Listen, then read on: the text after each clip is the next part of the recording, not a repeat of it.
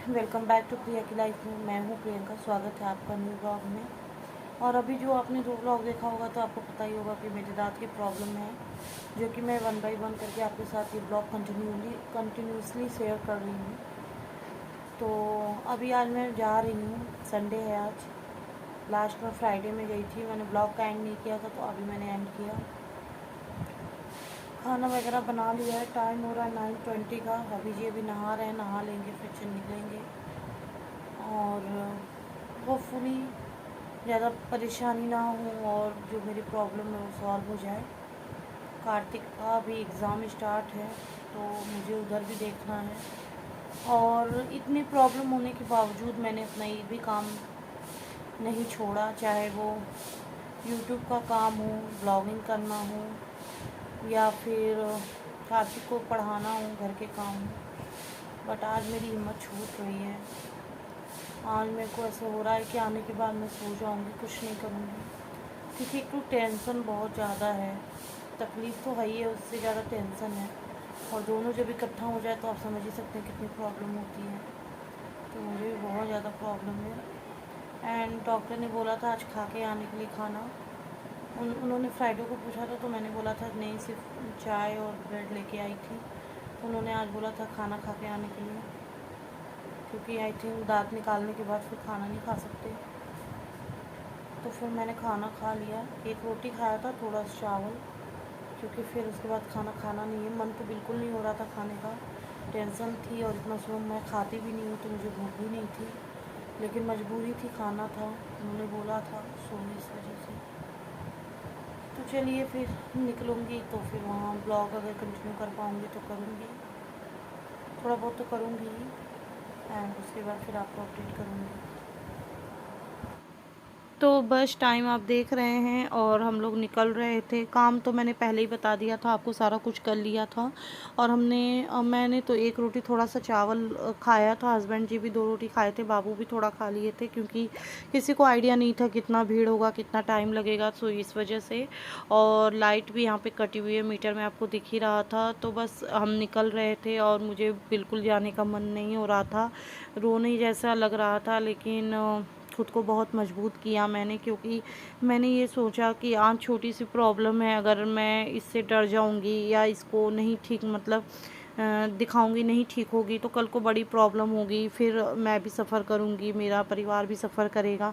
क्योंकि कभी भी स्टार्टिंग में कोई बड़ी प्रॉब्लम नहीं होती है, बड़ी बीमारी नहीं होती है, छोटी छोटी बीमारियों से ही जो है बड़ी बीमारी होती है, जो इसको हम स्टार्टिंग में नज़रअंदाज कर देते हैं। मैंने भी 1 महीने का समय ले लिया था इस पेन को बर्दाश्त करने में, क्योंकि मैं सोच रही थी बस ठीक हो जाए, ना जाना पड़े, पर नहीं हुआ। क्योंकि कान और सर ऐसे दर्द हो रहा था, ऐसे लग रहा था कान फट जाएगा, बिल्कुल अकड़ सा गया था कान।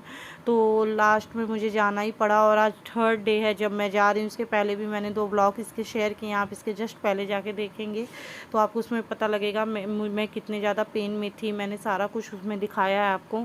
और मौसम बहुत अच्छा हो रखा था, मैं सोच रही थी कि काश आज वहाँ ना जाके कहीं घूमने जाती तो कितना एंजॉय करती इस मौसम को। और आपके साथ शेयर किया कि देखिए कभी कभी सारी चीज़ें बहुत अच्छी होती हैं, लेकिन मन सैड होता है तो कुछ भी अच्छा नहीं लगता है। आज ठीक वैसे ही हो रहा था कि मौसम इतना सुहाना था, मतलब धूप बदरी और ठंडी ठंडी हवाएं थीं, और जगह जगह सारी चीज़ें जो है बिक रही थीं, लेकिन मन इतना सैड था कि कुछ भी देख के जैसे मन को खुशी नहीं हो रही थी।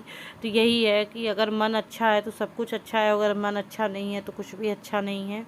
तो बस यही ईश्वर से प्रार्थना है कि प्रॉब्लम बेशक किसी के भी लाइफ में आए, लेकिन वो प्रॉब्लम निकल जाए, कभी भी बड़ा रूप ना ले। क्योंकि प्रॉब्लम आना कोई बड़ी बात नहीं होती है, लेकिन अगर वो ज़्यादा टाइम के लिए रह जाए और समय से ना सॉल्व हो तो फिर दिक्कत लगने लगता है जीवन ही इंसान को।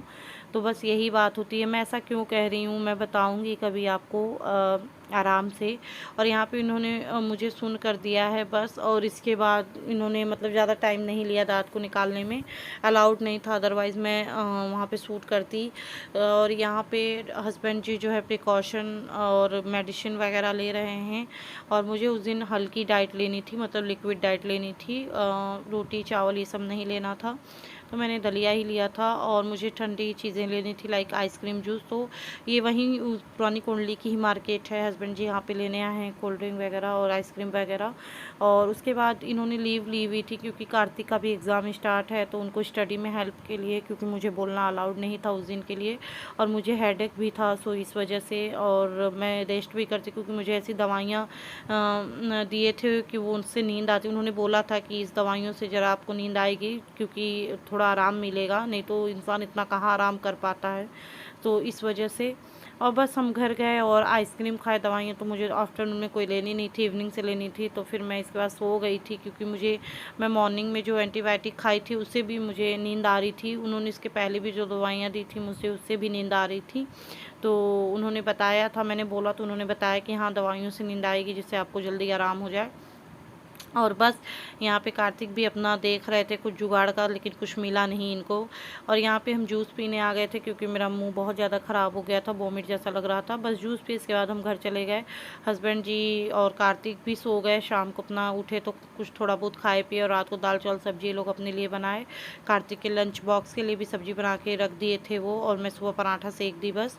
तो वो मंडे को चले गए, बाकी इन्विटेशन था सामने तो वहाँ काम चल गया लंच का। और बस हम यहीं तक का ब्लॉग मैंने शूट किया। आगे का जो भी अपडेट है वो नेक्स्ट ब्लॉग में पता चलेगा। तो आई होप ब्लॉग अच्छा लगा होगा। बाय।